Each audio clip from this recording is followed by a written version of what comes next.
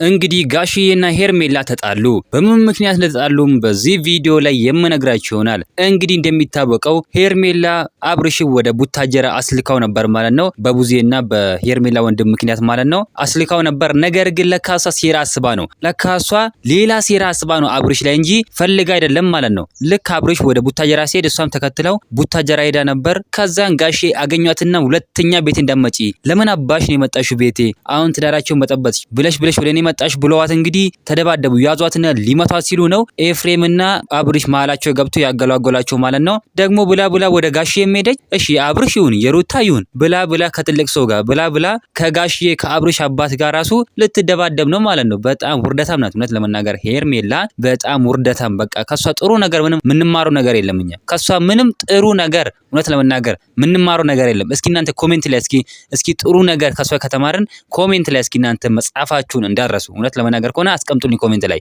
ምንም ጥሩ ነገር እንግዲህ ሄርሜላ ከተፈጠረች ጀምሮ ሰርታ ራሱ አታውቅም። ምን አይነት ሰው እንደሆነች። ከዛን ጋሽዬ እንግዲህ ውጪልኝ ከቤቴ በህግ አምላክ ብሎ አስወጧት። እንግዲህ ጋሽዬ በጣም ጥሩ ነገር ነው ያደረጉት። እናንተ ምን ትላላችሁ? ሀሳብ አስተያየታችሁን ኮሜንት ላይ ማስቀመጥ እንዳረሱ፣ ቪዲዮን ላይክ፣ ቻናሉ ሰብስክራይብ ማድረግ እንዳረሱ።